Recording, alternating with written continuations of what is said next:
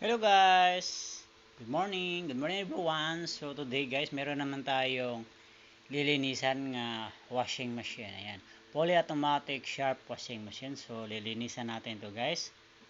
Alright. So ang ating mga mga washing machine talaga, dapat talaga nililinis natin yan. Kasi yung dumi niya na-stuck talaga sa ilalim. So every 6 months, kung bago pa, after a year, siguro mga 8 months, palinisan na natin yan. So, after nga, once nga malinisan na yan siya, every 6 months na yan siya dapat linisan.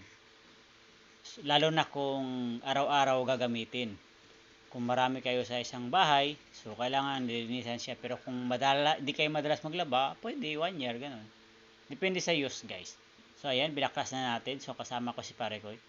So, kasi pag lilinis ng washing machine guys, tapos mag-iisa, medyo mahirap. Magawa mo naman, pero minsan matagalan ka kasi walang hawak sa ano.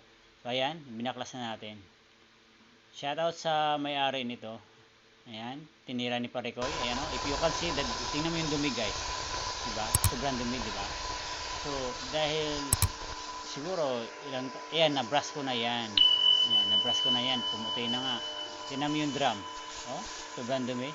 Mabuti lang yung dumi niya, hindi ganun kakapit. Minsan kasi guys, may mga washing machine nga matagal na linis, sobrang kapit yung dumi. Mabuti ito, hindi masyado kakapit.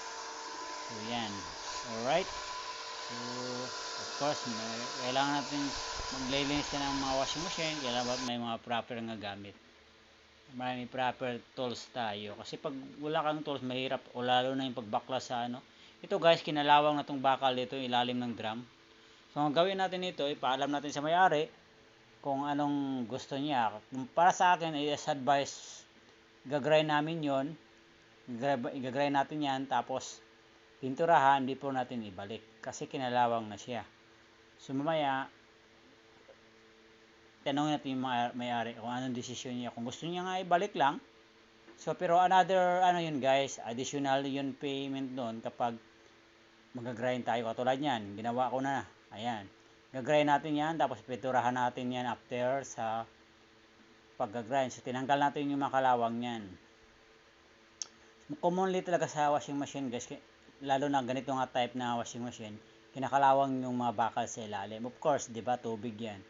So, ayan, gigrind natin, maigi. Tapos, pipinturahan natin yun siya. Tapos, habang magpatuyo tayo sa pintura, continue tayo maglinis. Ayan, ilinis natin ng maigi. So, sa mga gustong palinis ng washing machine, ilagay ko lang yung number dyan o FB account ko. Ito yung YouTube account ko to. So, nandun dito sa FB account tsaka FB page natin. So, message lang kayo kung gusto niyo magpalinis ng washing machine. Okay? Enjoy watching mga ka-Jersey Dong. Alright! So, by the way guys, yung napinturahan na natin at pinadry na natin. So, nakatatlong patong tayo ng pintura doon. So, pag madry yun, ito na yung output mga ka-Jeros video nga pinturahan natin. Back to back yung pintura nito. Pasensya na guys, hanggang dito lang yung video natin. Yung pagbalik natin sa washing machine, hindi na natin na-videohan dahil nalubat pala ang aking cellphone. Akala ko nagre-record ang nalubat pala. So, thanks for watching mga ka-Jeros video.